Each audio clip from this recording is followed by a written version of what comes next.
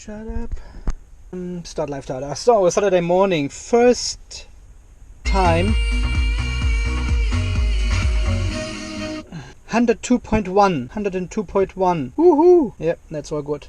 Okay, as per comment on one of my videos, I should check the temperature as well here. 19 degrees, 23, 26. What else can I check?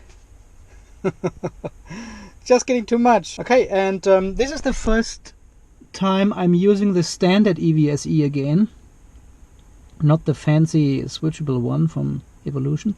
I just want to test my theory. Okay, this is at 7:30.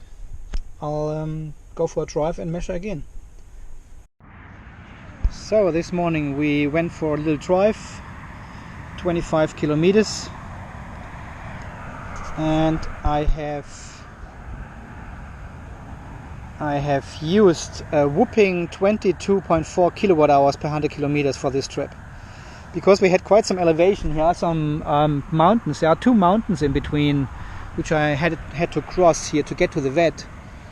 Yeah, Bonnie got vaccinated again. It's the second time, and as you can see, the elevation is fairly high,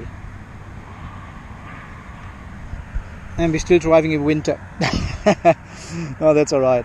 So yeah, we have to do another 25.5 kilometers to go home, which I clearly can't make on pure EV, so I will use a little bit of petrol. And afterwards I have to recharge the car straight away, because I will go for another trip this afternoon to fix a computer, and I have probably about 4 hours left, so I'll hook it up straight away at home to get it recharged to make the most of the electric vehicle. Yeah, with these two mountains in between, I probably should have used the charge button while I went up the hills, just to support the electric drive, because it uses a huge amount of energy to get up these hills. They are fairly steep, and it's highway drives 100 kilometers per hour, and this is 45 kilowatt we are talking about at least, and yeah, the energy consumption just goes through the roof on these hills. You obviously get a little bit of efficiency back on the other side, but of course not that much that you compensate for the uphill section.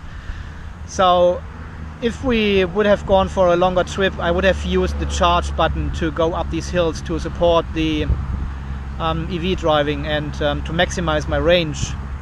But we will do a proper episode about this in the future. Yeah, and have a look. The battery went down from 34.7 to 16.8, so I've almost used all the capacity for getting here, which is just not the best. Okay, so after 52.4 kilometers, just going up the driveway now, we are back home. The gasometer shows us 2.3 liters per 100 kilometers. And we have actually used, yeah, see, and the same says the dog. So it looks at least like the gasometer in the MMCS, MMCZ, oh, I don't know, MMCS seems to be okay. And in total we have used 70.3 kilowatt hours only, because the ICE engine has supplied some energy to drive, of course, so that's why the electric consumption went down. So, and this is the trip card of today's first trip, 52.5 kilometers, average speed of 75, because it was, yeah, purely highway almost. And look at the elevation, 608 up, 603 down. So I had to climb these mountains again on our way back. That's why the elevation level is so high. I ran the battery down to 9.2 ampere hours, which is about 27%. Yeah, you can see the electric consumption went down a little bit, because we have used 1.2 liters of fuel all in total for this trip. So there was a full charge plus 1.2 liters of fuel. The full charge was about, let me do some quick maths. So we have used 8 kilowatt hours, 29 cents each, $2.32, and 1.2 liters per $1.33. It's $1.60.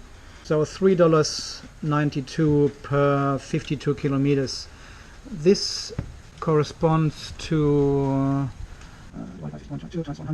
7.5 per 100 kilometers. This would have been the cost for my trip today per 100 kilometers. $7.51. That's quite a lot.